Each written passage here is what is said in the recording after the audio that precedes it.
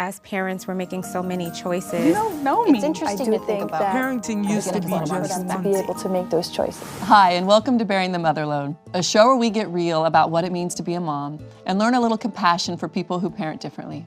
I'm Andrea, your host, and a fellow mom on the parenting journey, so trust me, I've been there too. Today we're joined by two moms who have different opinions on how involved we should be in our kids' lives.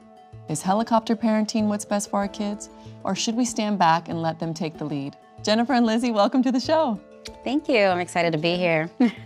Jennifer, let's learn a little bit about your family. I have a 15-year-old son, Julius, that's in high school, and I have a 19-month-old baby.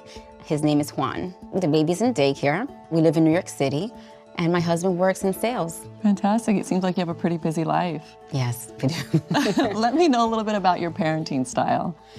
Well, I'm a little strict. I like to be on top of my boys because my son, since he's in high school, I want to make sure that I know everything that's going around. So I try to be as involved as I can. I like to know that he's doing something, not just out in the park just messing around or causing trouble.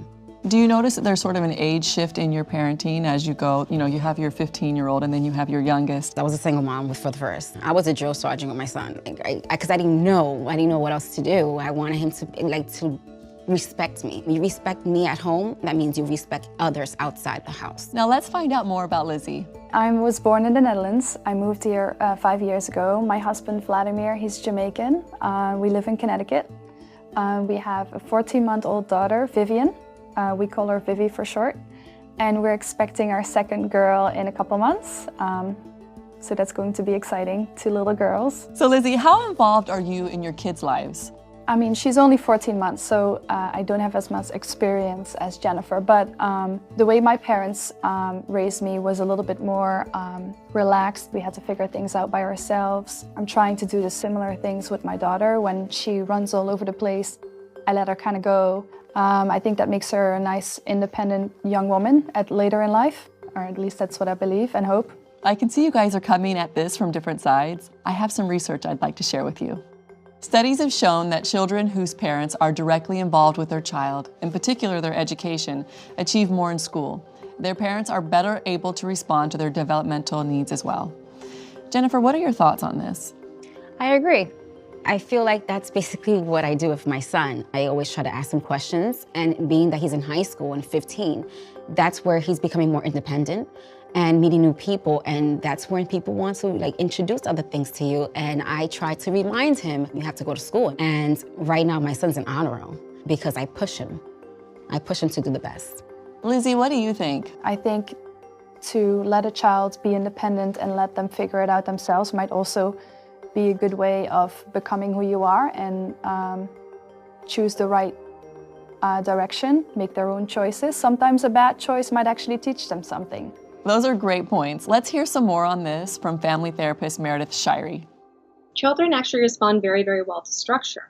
So when you have a parent who's incredibly permissive, children can actually interpret that not necessarily as you being incredibly warm and inviting, but might actually interpret that as apathy or indifference. Lizzie, what do you think about that take? Do you think it's hard to balance the right amount of structure with your kids?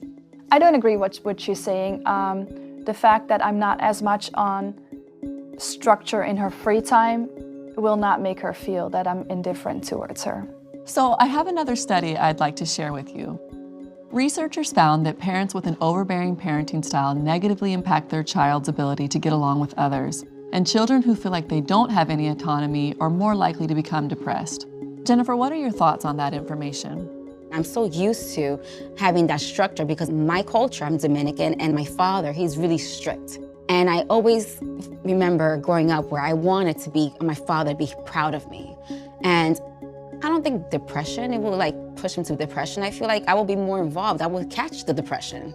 If I'm not on top of him, I wouldn't know how he felt. So I have to disagree. Lizzie, what are your thoughts on this information? Let them figure it out. The parents, I think, should not right away step in and try to solve it for them. I think that makes them strong, independent little people, and hopefully when they're adults, I think that will benefit them in their workplace. I think that children are making their own decisions at school, at the playground. If a child responds in a matter that they're like, oh, maybe my behavior wasn't appropriate, I think that will be a teaching moment for them. Wow, I'm learning so much from you guys. Now let's hear from a child and family psychiatrist, Dr. Marcia Sirota. Bubble wrapping a child is overprotecting them and cushioning them from every fall so that they never learn how to cope with adversity or solve their own problems. And that's very destructive to the child because when they grow up and have to face the difficulties of adult life, they're just as incompetent as an abused child because they both end up feeling a lack of confidence and a lack of skills. And that really is adverse for both of them. So overprotecting is really almost as bad as abusing. That's an interesting take. What do you think about that, Jennifer? Are you a bubble wrapper? I don't consider myself a bubble wrapper. Do you let Julius make his own mistakes? So because I've been there for Julius and helping him make decisions, I trust that he is prepared to make the best decisions on his own. Lizzie, what do you think you're going to take away from this conversation? I think a big difference is she has a 15-year-old son. I have a small daughter. I live in the suburbs. She's in New York City. I think all those things change the way how you treat your children. Being laid back is something I can do because of the environment I'm in and that I have a daughter that's only young. I think it's possible I'll totally change my parenting when she's 15 and acting out. Jennifer, what are you taking away from this conversation today? It was great listening to what Lizzie has to say. I feel sometimes that I probably could be a little more lax when it comes to like having him go out and play. It's just security more than anything because the environment where we live in today. That's the reason I am so strict and wanting to be more involved. It is clear you both really care about your children.